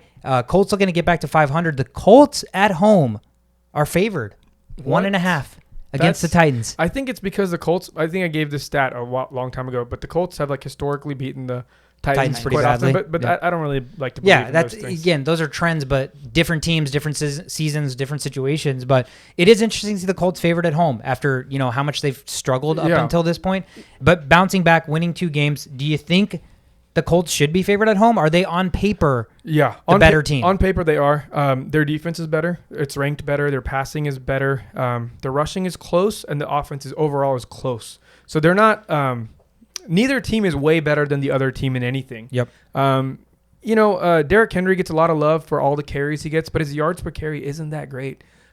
He's not even in like the top 15. I don't think so. Maybe not even the top 20. I'm not sure exactly, but I remember seeing that stat today. I think I tweeted about it. But on the other end, with much less carries, probably like half the carries, we've seen way more efficiency out of Jonathan Taylor because of the fact that they can throw him the ball as well. It's not so unidirectional like Derrick Henry. Derrick Henry grabs the ball. Derrick Henry runs with the ball. He sometimes gets catches, but it's not as what are they going to do like the Colts situation. Yep. So, Colts are 7th in rushing. Titans are 2nd in rushing. So, it's a very close matchup on paper. They're very similar in the things they do. Defense is 21st for the Colts, 25th for the Titans. So it's like, something has to change from their normal play style. And I think those things are going to be A.J. Brown and Pittman. Yep. I think that's what's going to be the difference maker for both of these teams, are their big weapons. I think it's time to deploy these weapons because we've seen what both of them can do. And we know both of these secondaries are like iffy. Titans are way more iffier than the Colts. But, I think that's got to be the difference. What do you guys think is going to have to be the difference here? Yeah, I think there's just going to be a lot of offense, like a lot of scoring going on in this game. With Tannehill and A.J. Brown connecting, A.J. Brown, expect him to have a solid game as well. The roads might be closed, though. Oh, did Xavier Rhodes? Those days are gone. Damn. They're just memories. Good times. But the thing about this is that so as far as like who's going to win this game, I really think it's a coin toss. I think it could go. I think the Colts could win. They're probably one of the best 3 and 4 teams out right now. Like agreed. The best 3 and 4 team. And then I think the Titans could come out on top as well. So it's a coin flip for me. I was listening to some betting options on this game, and tell me what you think about this. Right. So there was a teaser option where you tease the Colts, get 6 points for the Titans, and then you also tease the Vikings. I think the Vikings, it's -1 Cowboys, so you tease both the Vikings. So you get both the Vikings and the Titans outside of a touchdown in terms of points, right? Right. So you're getting the Vikings at like +7 or 7.5, right? And you get the Titans at also that same. Right. I love that. Yeah. So that's probably the best takeaway from this game for me. Yeah. So a couple things. First thing you mentioned, you were spot on. I looked it up. So the number one guy that jumps out in terms of yards per carry doesn't count. He's an anomaly, Lamar Jackson. He only has 76 carries, and he's averaging 6.3 yards a carry, right? The first running back you see that has enough carries to make sense, Tony Pollard, but he's only got 61 carries, which isn't enough for the workhorse. He's at 6 yards a carry. The first guy who actually is comparable is Nick Chubb. He's got 90 carries, he's averaging 5.8 yards. The only guy that has over 100 carries and is leading is Jonathan Taylor. 105 carries, he's averaging 5.5 yards a run. And then you have Derrick Henry, who is 16 spots behind him, but has 191 carries, but is only averaging 4.6 yards a carry. So Taylor is averaging a full yard at least over yard per carry over Derrick Henry. Yeah, I don't know how to explain that. Well, I mean, if you're running the ball more, you're going to have a lot of more statistics where you just get that 1 yard and 0 yards. But Derrick Henry is that guy where the opportunity for the 80-yard runs also increases significantly. I mean, you've got like the Kansas City Chiefs, right? They put 7 men on the block, right? Mm-hmm. You can't expect to get past that 7 man like every single play and get 5 yards every down. That's the formula the Titans are going with. They're like, we're going to get stopped 3 times out of 4, but that 4th time could be a 26-yard run. We're like, we like our chances. Yeah. What's funny with the Titans is Titans could literally run the ball every time, right? If Derrick Henry just averages 3 yards a carry, you put yourself in a 4th and 1 every time, and you expect Derrick Henry 10 times out of 10 to get a 4th and 1. So it doesn't matter. Unless he's averaging like 2 yards a carry, that's a problem. But the dude could average 3 yards a carry, and they'll just hand him the ball every time. But it is insane because people don't appreciate what somebody who's getting way less touches is doing with how much more efficient they're being in Jonathan Taylor. And that's definitely something to take note. So I think, again, there's going to be a ton of points. We talked about it. I think, personally, value-wise, you're getting a team that's 5-2 that just beat two of the best offenses in the league at plus money is definitely worth sprinkling to me, right? If the Colts win, it won't surprise me at home, but value-wise, I can get a 5-2 Titans team that just beat the Chiefs and Bills as a dog at plus money. Yeah. Come on. The value is there. So can the Colts cover? Absolutely. It's a coin toss. Whoever wins the game is more than likely going to cover, but I like value-wise the Titans. So we'll see. We'll see. The Bengals are 5-2 now. The Bengals are the real deal. They're looking to go 6-2. They're 10.5 point favorites at the New York Jets. Over under 43. I'm looking at that over under and wondering why the Bengals couldn't score 43 by themselves. Yeah, kind of what happened last week with the Patriots. Tell me why the Bengals cannot put up 43 points by themselves against the Jets. There's no way because the Jets. No. there's nothing. There's nothing. For me, it's like if Mac Jones goes lights off against this Jets, then think what Joe Burrow and Chase are gonna do. The Patriots run first offense put up 54. That's an anomaly though, because it's like we mentioned, it's like the Jets' daddy. Yeah. The Patriots just know everything about the Jets, so that was a lost cause. But this is a little bit different. A more fire-powered offense they're facing, so that's why I'm leaning towards the Bengals scoring like 38 points easy. The only thing is, like, if Joe Burrow gets benched by third quarter, like that's also a huge possibility, because you are facing not just the Jets, you're facing the 32nd ranked offense Jets, the 32nd in rushing Jets, the 30th in passing Jets, and you have a backup quarterback. It's a nightmare. And I'm officially going to fade the Jets every single game for the rest of the season. I'm going out on a limb and saying my lock of the week is that over. Like, I'm sorry. The Jets will probably give up short field position. I feel like the Bengals defense could score for them. I don't understand anybody. Jamar Chase can't be stopped. So there's no Jet on the field that's going to stop him. Even if they double team him, Joe Burrow finally gets to utilize his other guys who are no slouches either. They just haven't had to be utilized as much. Right. I'm taking the over. I'm locking in the over as soon as we're done with this podcast, because that seems way too low for me. Yeah, with the spread being 10.5 and then like a low. That's what I'm saying. Over. What are the Bengals going to win? 11-0? Yeah. Like, that's not happening. Yeah. So I don't know. I really, really like the over. I mean, the other bet would be check what the Bengals team total is. If the Bengals team total, could be like 32, 33 or something like that, 5 touchdowns, very, very possible. So I think, again, you're starting all the same guys. Is there anybody on the Jets you're putting on the field in this fantasy-wise? Desperate running back situation, Michael Carter, because he got so many targets from the backup quarterback. Yeah. That could be a thing. That could be a thing in PPR. Yep. If he's getting like 8 targets, definitely worth a start. He's officially a flex position starter. But other than that, I mean, the one thing I want to talk about is obviously Flacco's here. Are they expecting Flacco to start? No. Okay, so Flacco's not starting. No. Okay, so I was going to say, if Flacco's starting, there is one Jet that I'm like, oh, okay, maybe I'll give him a shot at starting, and that's Jamison Crowder. Right. I feel like if Joe Flacco was starting, Jamison Crowder seems like the perfect receiver for a guy like Flacco, who's like, he's not going to get a ton of time, right? Even if he gets, like, he's not very mobile, so he's going to have to get the ball out quick. Slot guy, a guy he trusts, both veterans, so he's not going to throw it to Corey Davis. He's going to throw it to... Corey Davis is injured. I don't even know if he'll play. Okay. So his stock might be high regardless of who's playing. They're gonna have to come from behind. I don't want to, like, if I'm trying to win a fantasy football championship, there will be no Jets to put on the field. My lineup. Unless you're so desperate, stay away. Bengals, all the usual suspects. Burrow's a start, Chase is a start, Mixon's a start. Samaje Perine I've even considered starting because again.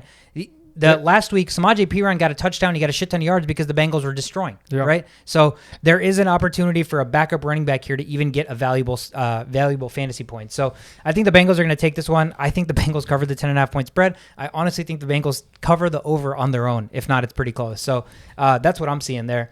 Let's jump into the Rams. Another very lopsided game. The Rams are at the Texans. Rams are just getting back-to-back easy-ass weeks. They're 14.5 point favorites now. Over unders 47.5. That's another tough one. How are the Texans going to put a product on the field that's going to remain competitive? They're not. They're actually worse than the Jets. They're 29th in offense, 28th in defense, 29th in passing, 28th in rushing. They're like, at least the Jets have they're 15th in defense. You know, the Texans are officially like calling it quits. They just got rid of Mark Ingram, who was like their only guy that was startable. Reunited with the Saints and Kamara. Right.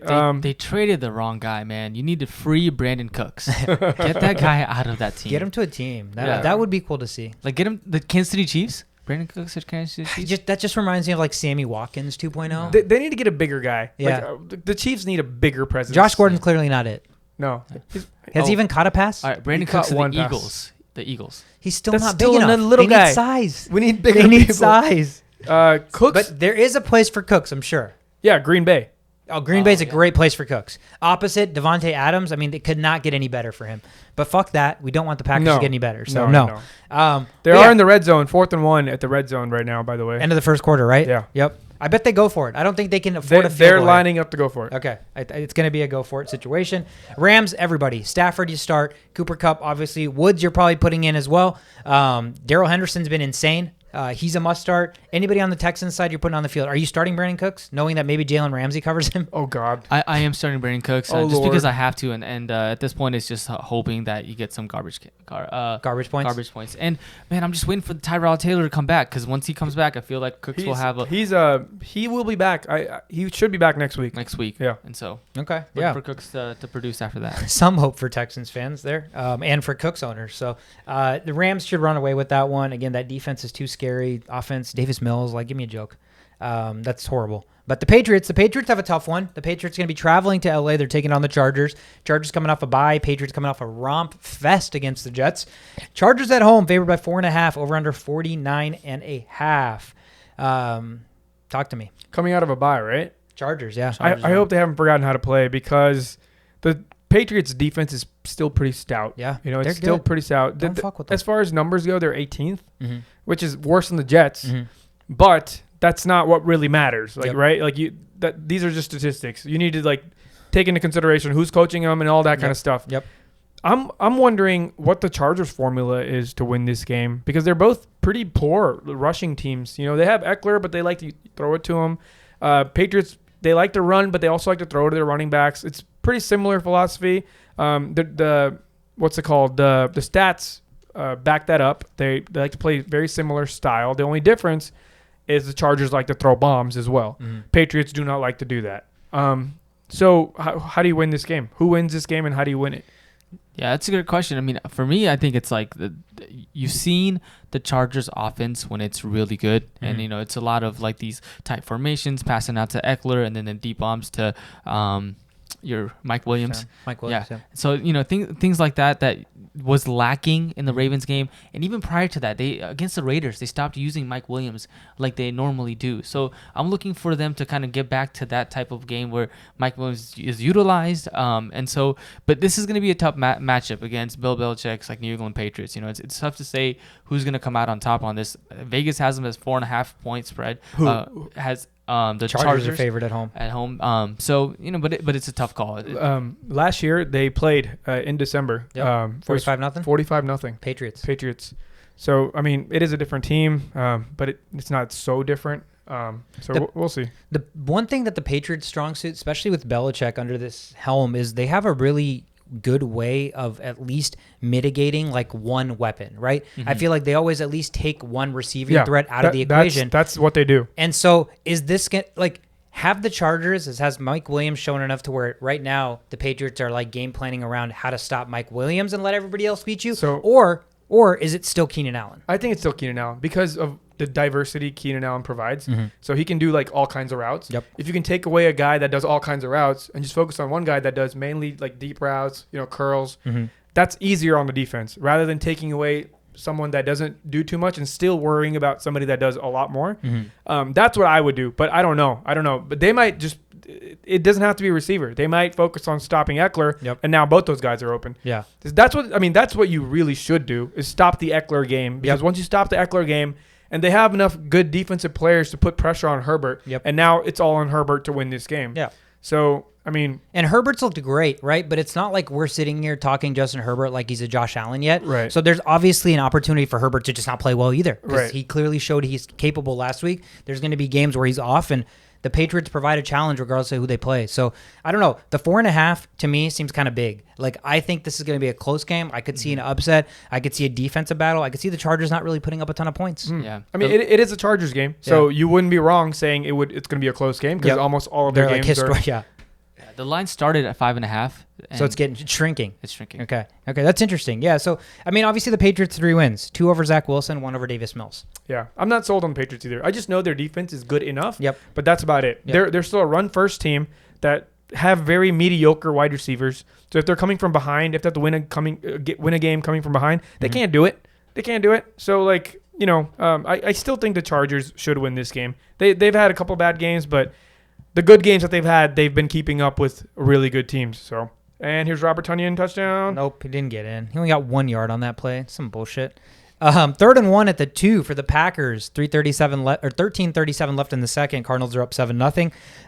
But yeah, the Patriots Chargers seems like a weird trappy vibe to me. I know the Chargers are coming off a bye. The Chargers are coming off a loss. They're looking to turn ship around, but I don't know, man. You never want to fuck with the Patriots. Their Chargers defense is very, very suspect as well. Their run defense is awful. And if a guy like Bill Belichick can figure that out, which he probably will. Damian Harris has been great, and their run defense is bad. So if they control the clock and run the ball, you keep Herbert off the field. Again, I know that's a recipe for a lot of people in a lot of places, but I mean that can easily happen. What's the over/under on this game? Somebody just ran it in for a touchdown. Aaron Jones. Yeah.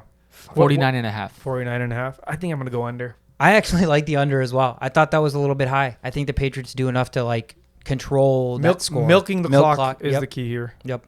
And I see the Chargers trying to combat that by throwing more incompletions, time stops. So I see it going kind of the same way, but we'll see. Again, I want the Chargers to do well. I have Herbert, I have Mike Williams, and they're a fun team to watch when they're doing well. Right. And we've been with like the Chargers for years and years and years with Phillip Rivers, where it's like, dude, we just want the guy to get an opportunity. They always show flashes, but they can't ever quite get there. So I don't know. To me, it's fun watching the Chargers play. You hope they succeed, but the Patriots are never easy. The Jags are 1-5. They're going to travel to Seattle. They're taking on the 2-5 Seahawks. Now, Seahawks at home with Geno actually favored for once, 3.5 points. Over under 44. Are the Jags another a money line dog upset here? Upset alert. Yep. Upset alert. I'm gonna go out on a limb. Jaguars win this with emphasis. I don't think it's gonna be as close as we think. I am definitely going out on a limb because the Seattle Seahawks are still rated better in many categories. Offense, they're 22nd. Jaguars are 25th. Still pretty close. Rushing, they're 13th. Jaguars are 16th. Still pretty close. Passing, 25th. Jaguars 27th. Still pretty close. There's one stat where they're not pretty close, and it's the defense. Seahawks defense is 31st, only second to Miami's piss poor defense. Jaguars defense is 19th. It's held up its own in situational football. Mm-hmm. I think there's been plenty of time for this Jaguars team to kind of figure out their identity now, and I think they have it. Mm-hmm. And Seattle is still trying to figure that out with their new quarterback, and then the just terrible play calling. Like, you get a touchdown on your first drive throwing to DK Metcalf and you ignore him until the fourth quarter. That is not a winning formula. I don't care what you say. Like, that's just stupid football. Mm-hmm. So for reasons like that, I know they're at home. Seattle is at home, and that is one of the hardest places to ever play.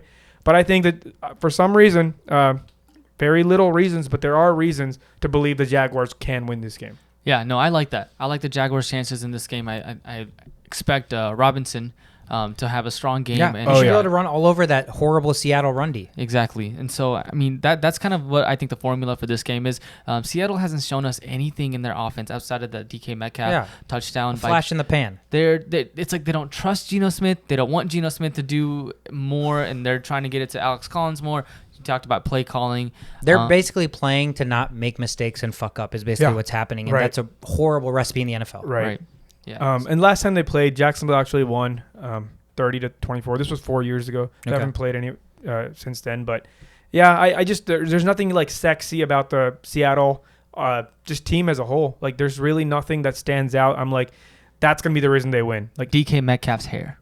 I'm just kidding. DK Metcalf, it's happened every week, but today he randomly had an injury designation. He didn't practice today, so he's questionable. But he's had a foot injury that's been like limiting him in practice since week 4. Like he always sits out on Thursday and then he logs like a limited Friday practice. It hasn't like been significant enough for me to like see it in like a lot of these places I look for injuries.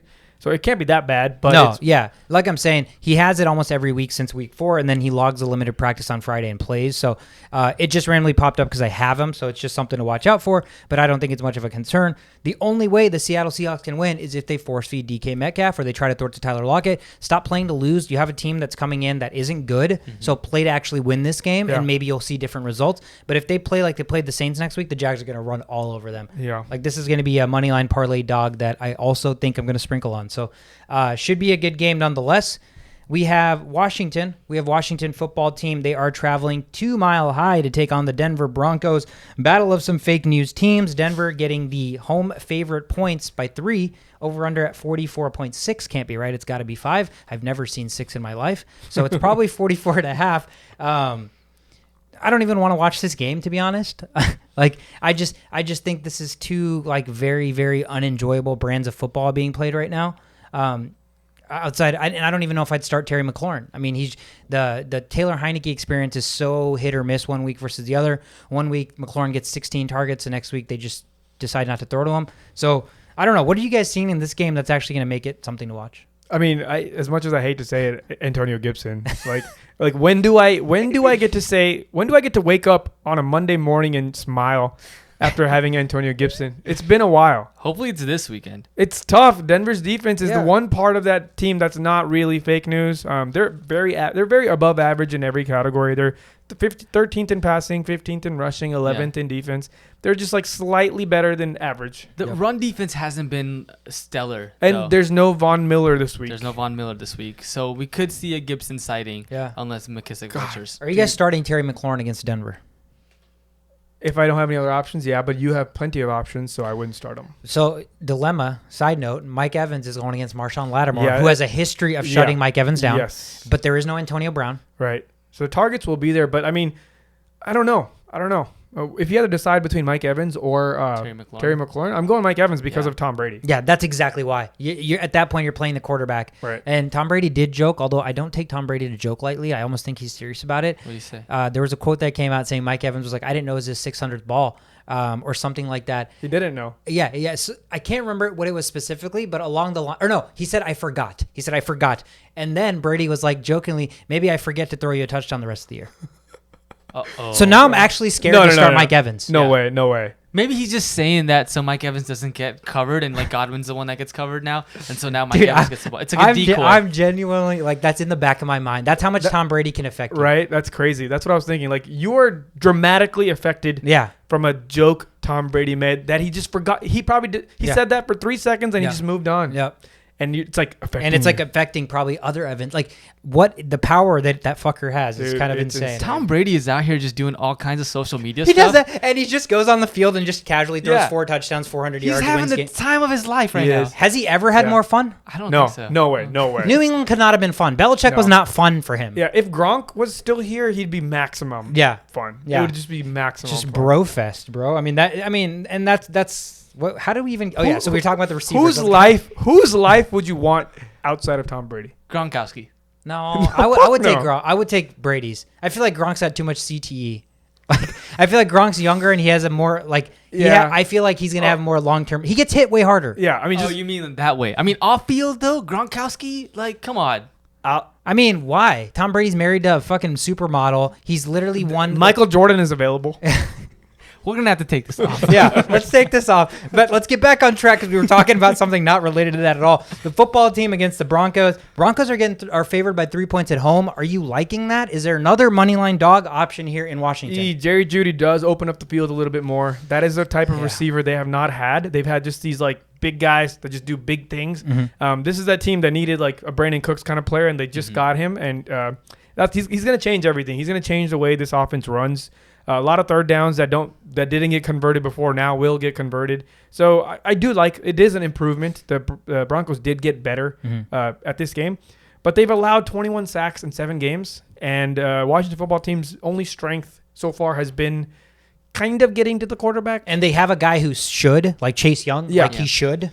So, and they're 8th in pressures and they're 4th in hits. Okay. So that's the weakness here. Yeah. That is how you win this game if you're the Washington Football. Yeah, I just think that whole organization is in shambles right now. Oh, yeah. They got too much shit behind the There's scenes. so much stuff going on, and like everything is kind of the cookies like crumbling, or the deck of cards, house of cards. Yeah, that's the way the cookie crumbles. Yeah, something like that. I don't know, but it's just not looking good for Washington, and so I don't know. This is a toss-up game as well. It could be Washington that wins, and Heineke and Gibson and McLaurin have a great game. Yeah. Or the Denver Broncos with Jerry Jeudy back. Does Teddy Bridgewater does some Teddy things. Yeah. So. Yeah. I again, to me, when I think about betting, I think about value, and I just think they're two evenly matched teams, and so you get money line dogs in Washington again, where Denver's only beat bad teams. Mm-hmm. So there's an opportunity for Denver to lose, but it's tough playing in Mile High regardless of what Broncos team you're going against, especially when you're not a good football team like the football team. But don't get me wrong, when I'm watching this game on Sunday, I'm going to be rooting for the Washington football team. Absolutely. I want McLaurin to just pop off, even if I bench him. I just want Gibson to just come on, man. Come on, Gibson. I have Gibson and Sanders on the same team, and I'm second place. Oh my god, dude! Like it can't sustain itself for very long. Dude, like that's gonna blow up very quick. Yeah. Nonetheless, for Broncos fans and maybe football fans, that'll be an exciting game. We talked about the Bucs just now. The Bucs are gonna have a big test here. They're at the Saints. Saints are 4-2. Bucs are 6-1. Bucs are coming in at 4.5-point favorites. Over/unders 50. There is history here. Granted, it wasn't Drew Brees, but the Saints romp-fested the Bucs last year with Game 1, right? Around this time, right? Was it this time? I thought it was the first game of the season. It was much earlier. Or it was the third game of the season or fourth, because they were coming in like either 2-0 or 3-0. There was a 2 involved. There was definitely a 2 in there. So I think it's 2-0, and then they went 2-1 because the Saints won like 38-3 or some crazy thing. But again, that was Breeze, right? Yeah, right. That's not Jameis Winston. The Saints defense is legit. The Bucs pass defense is not good. The Bucs run defense is good. The Saints' only really offensive threat right now is Alvin Kamara. So there is a pretty even matchup here. Besides the fact that you have Tom Brady and Jameis Winston, which isn't an even matchup, is again like every other reason with the Bucs, Tom Brady's going to be the X factor here, or the Saints defense actually posing a legitimate threat? Yes. Yeah. Definitely. Yeah, I think so. Saints defense is third in the league, and they have been looking like third every game we've watched. The concern here is the Buccaneers are the number 1 offense and the number 1 passing offense. The Saints are the 31st offense and the 31st passing offense. They're very efficient, though. Don't get me wrong. I said that stat last week about Jameis Winston. Mm-hmm. Every 10 throws he throws is a touchdown. Not anymore after that last game against DK Metcalf and gang. But the Saints are going to have to definitely change that philosophy when you're playing against a team like the Buccaneers. I don't know if the third-ranked defense can still contain Tom Brady to not let Tom Brady throw 3 touchdowns. I feel like Tom Brady's going to throw 3 touchdowns regardless of what the defense is, or, it's going to happen. I feel like it's just going to happen. So their job is to not be the 31st passing offense if you want to win this game, because you're not going to win it running. Yep. That's the Tampa Bay Buccaneers' strength on defense. So you have to throw. And the Buccaneers are a little suspect on defense because they do have some players that are not playing. Thank you, Tanyan. Yeah. 15-yarder. Yep. But you're right. So the 2 things you brought up there. One, there are reports that Gronk is back in practice, limited. He's not going to play this game. Okay, so Gronk is out of the equation. We think Antonio Brown's out because he's been walking on crutches. Yeah. Even though they haven't ruled him out yet, it doesn't seem likely that he'll play. So we talked about Marshawn Lattimore and Mike Evans. So really, the only real mismatch that they're creating at this point may be Godwin, and then you have other random guys. So it's going to be interesting because the Saints defense matches up really well against the Bucs offense, decimated, having Lattimore.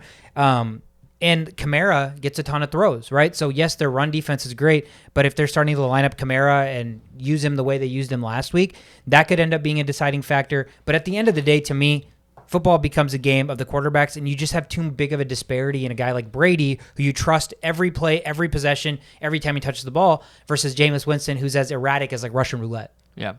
Yeah, no, if there's anything on Jameis Winston to kind of like get his accuracy under control, it's the fact that you're playing against your old team that like let you go because of Tom Brady. So maybe there's a little bit of animosity. Get rid of you to get the GOAT. So, I mean, something to fuel you. Yeah, I like it. And so revenge game. There you go. I was going to say there's a term for that. Yeah. But I feel like if there's a game for the Tampa Bay Buccaneers to lose, it's this game. It's this game. They're not going to go 16-1 on the year. Mm-hmm. They're going to lose a couple of games. There's a very legitimate chance for the New Orleans Saints to win this game, and for that reason, I'd be interested in taking that plus 4.5 spread for on the Saints side. Yeah, I actually also like the under 50 in this game. I think 50 might be a little too high. Never know, but I just think there's going to be a lot of inefficient drives for the Bucs just due to the lack of weapons, and I think the Saints will try to get Kamara involved whether it works or not. So I don't see 50 points on the board, but again, I could be wrong. 2 more games on the board. Real quick, Gronk this morning was doubtful to play at 12 o'clock after the morning practices. Now, as of 2 hours ago, he's likely to play. Whoa. Okay. That's going to help out. That's a big thing. Yeah, having a weapon like Gronk, red zone, especially everywhere. when you lost Antonio Brown. Yep. Likely is a very, very nice word to hear when you're a fantasy owner. Yep. But again, wait till Saturday to make your decisions. Yep. So 2 more games. Sunday Night Football, probably the one game me and Shashowt are most excited for. Both teams coming up the Divide. The Dallas Cowboys are traveling to Minnesota to take on our Minnesota Vikings. Cowboys coming in at 5-1, Vikings 3-3. Cowboys on the road, favored by 1, over under, highest on the board on the weekend, 55. Yeah, that as it should be. Without Patrick Peterson, Cowboys are going to score 40 by themselves. Maybe it's not impossible. Depending on the Dak situation. And the Vikings offense is no joke either. There is really no weakness on this offense anymore. Nope. There's zero weakness, and there's MVP candidates all across the table. So Vikings could easily score 40 because I don't think the Cowboys defense has been getting away with a lot of things because they sneak out wins. So then you just ignore how bad they played in that game. Like, they just allowed Mac Jones to have a competition late into the fourth quarter, airing it out. Mm-hmm. That's not a good defense. No.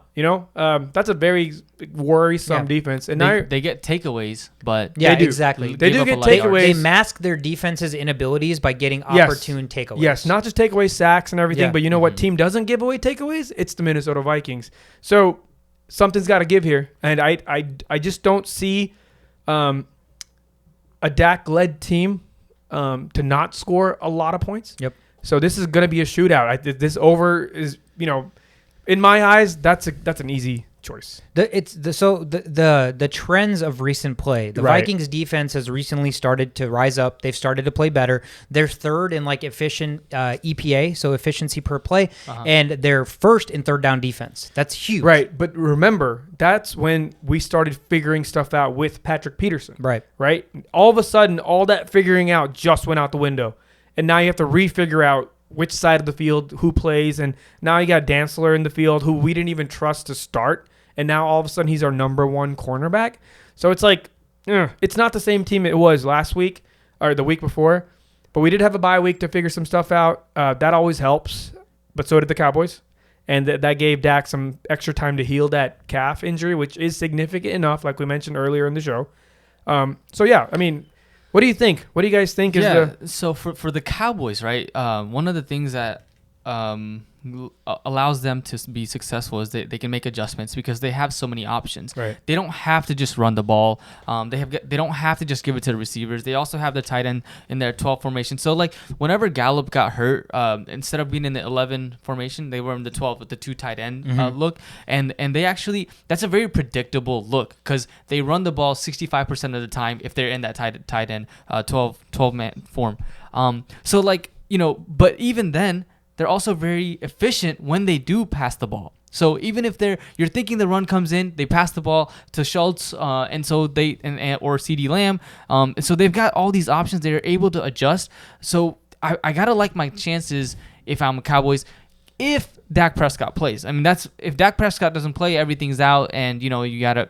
Then that's a whole nother ball game. But with Dak Prescott on there and the offense rolling like the way it has, you gotta like the Cowboys' chances to win. Yeah, to me, it's just going to be about how the Vikings' run defense looks. Mm-hmm. If the Cowboys look like 2017, 2018 Cowboys, where they're just gashing you 5 yards a play, which shittier running backs, shittier running offense have done for against the Vikings this year, then it's going to be really hard for us to keep up because we're not going to be on the field enough with our offense. Our defense is going to get super fucking tired, and I don't know. I just think that sets up the play action with shittier cornerbacks. Patrick Peterson's out. So play formula, I guess the way this game flows is going to be very important. I just think the Vikings and Mike Zimmer need to do a job of coming in here and coaching to win, not coaching not to lose. There's a huge difference, right? You can't try to run the ball against the Cowboys just because you go up 7-3, expecting that you're going to control the clock. Their offense is way too dynamic. They're going to put up points in a hurry, right? So if we see the ability to put up points against this team by throwing the ball, We need to keep doing that. Yeah. I mean, that's what we've been saying all year, right? And it just doesn't happen. Yep. You would think they figured this out after a bye week, but we'll just have to wait and see. this is probably the hardest game against outside of maybe The Cardinals game, which we should have won. Yeah. This is the toughest test so far after the Vikings have kind of turned things around, Yeah. right? So this is, if the Vikings can win this, they're the real deal. If the Vikings lose this, their only wins are against shitty teams again, and then they've lost against all the good teams they played. So it's going to be the same formula. So this is big. This is very big. This is pivotal. The Cowboys, whether they win or lose, they're still going to be 5-2. They're still going to be winning their division. So to me, that adds an added element where the Cowboys aren't coming in here like this is a must win. We're 5-1. They're sitting pretty. They've been riding high in a really bad division. Yes, and the Vikings are losing the division to the Packers. They're 3-3. They don't want to go under 500, and they're at home getting points, and that home field advantage is a real deal. So this is another money line underdog play that I really like. Here's a real quick. Apparently, Vegas got the impression that Dak won't play against the Vikings because the line moved all the way from Cowboys minus 2.5 at one point to Vikings negative 2.5. What? At this moment, apparently. There goes my teaser option. Holy shit. So side note, I think the Cardinals just muffed a punt inside the 15. Yeah, Rondell Moore touched it, and he acted like he didn't touch it. He acted like what an idiot. Like, what do you... Yeah, rookies. and now the Packers are in the red zone, 1st and goal at the 13. The crazy thing is he had the opportunity to go back and still get the ball, but he wanted to play it off. Like, we have cameras, bro. God, bro. That's frustrating. But nonetheless, this is going to be a great game. We're all going to be watching it together. We have a ton of Cowboys fans in the family. In the circle. All my dad's Cowboys fans or friends are going to be there. Yeah, so that's going to be an exciting-ass game. Go Vikes. Monday Night Football is the last game on the board. The Giants are traveling to Arrowhead. They're taking on the Chiefs. Chiefs are struggling. They're 3-4 now. The Giants are 2-5. What just happened? Oh man, he almost got a one-handed touch. Oh, they got a touchdown. One-handed. Who's he? Number 89. Who's number 89? God, is that the other Rodgers? He threw it This to the guy, other Rodgers. you got to see this. No. This was a one-handed Ooh. OBJ looking It's catch. Mercedes Lewis, the backup tight end, I think. Oh, but I think he's out. Really? He's so fat. Is he out? I think the second foot looks like it's out. Sorry. Okay. So the Giants are traveling to Arrowhead. They're taking on the Chiefs. The Giants coming in 2-5 with a slew of injuries. That's been the storyline for them all season. The Chiefs are 3-4. They're struggling. They're reeling. They need wins. They're coming in getting they're 9.5-point favorites. What have the Chiefs shown to prove that they're 9.5-point favorites when they can't stop anybody on defense? It's not really what the Chiefs have shown. It's about the lack of consistency with the Giants, I feel like. You know what I mean? Like the Chiefs should come in here and defeat this team that yes, they beat the Panthers, but come on, it's the Panthers with Sam Darnold and no CMC. So I'm expecting them to be able to defeat the Giants. I don't know if they covered that 9.5. That seems high. It's still the second-ranked offense, right? As bad as Kansas City's played, they're still number 2. Mahomes still having a good year outside of those turnovers. The turnovers are what kills them. Defense is really bad, 29th. Their defense is way worse than the Giants' defense. But their rushing isn't too bad either. They're still 9th overall in rushing, and I think they found a better runner in Darrell Williams than Clyde Edwards-Helaire. I think you hit the jackpot picking him up because I think he's going to stay as a starting running back. So if the Giants win this game, the things are gonna the roster is gonna have to change for the Chiefs. Fundamentally, they're gonna have to change how they're playing defense because.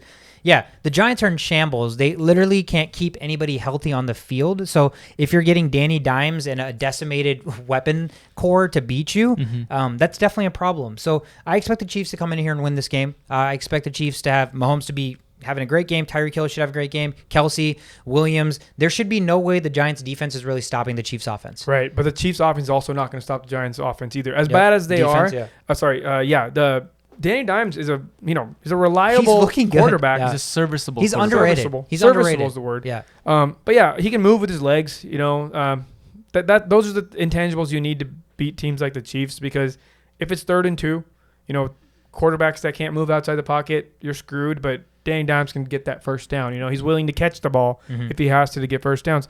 So I think I wouldn't discount the Giants too much. I think.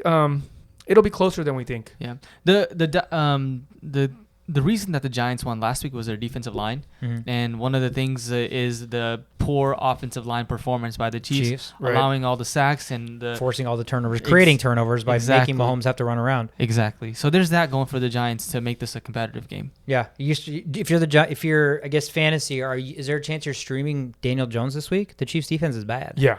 Yeah, I think it's a possibility for sure. Yes. Yeah, I think there's, especially because he runs. He's almost giving you, like we talked about, rushing quarterbacks, like 4 to 6 points just on the ground. Yeah. So that's important to look at. Didn't he got a rushing touchdown, receiving touchdown, and a pass touchdown last week? Not a receiving touchdown. He caught a pass. He caught a pass. Yep. I don't know if he ran for one. I think he ran for one.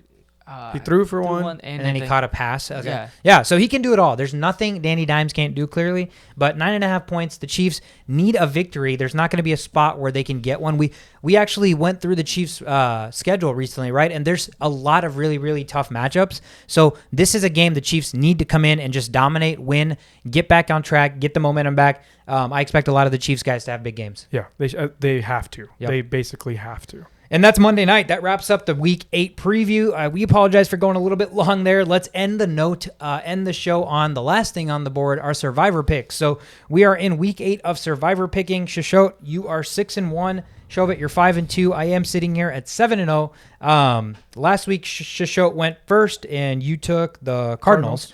And so this week, Showbit, you're going to go first. You're 5-2. Give us your Survivor pick. Yeah, my Survivor pick is the red hot Cincinnati Bengals. They are playing the not so hot New York Jets, so fully expect them to go into New York and just take care of business. Yep. Yeah, that seems like an easy one. We had the fade Jets strategy early on, and that seemed to work really well. It worked except for 1 week. And the one team is the crazy team that we talked about, the fucking Tennessee Titans. So I like that pick from you. I am going to take the Kansas City Chiefs on Monday night. They're at home against the Giants. This is a good spot. You're at home. You're playing a bad team. You need a victory. You have a tough schedule coming up. So I like the Chiefs here to take care of business at home. Shashowt, what's your Survivor pick? I am going to pick the Rams. Rams against Houston. Are you seriously kidding me right now? Like, Houston's got nothing. They don't even have like their best player, which wasn't even that good. Yep. But now he's gone too. So yeah, God bless Houston Texans. This is going to be a nightmare. Yeah, I think I like all those picks for sure. Very lopsided spreads on all of those picks. So it seems like they should all take care of business. That wraps up Survivor picks. That is the episode, guys. Week 8 preview. So many fun games on Sunday. We want to get off of this podcast and watch the Thursday night football game because there's so many fantasy implications. The Packers have taken the lead. They're up 10-7 with 6:24 to go in the second. So we will talk to you about the recap of this all on Monday. And so thank you guys so much for tuning in. We're the Only Playbook. Check us out on Twitter at Only Playbook all weekend to get updated on everything. Thank you guys. See you next time.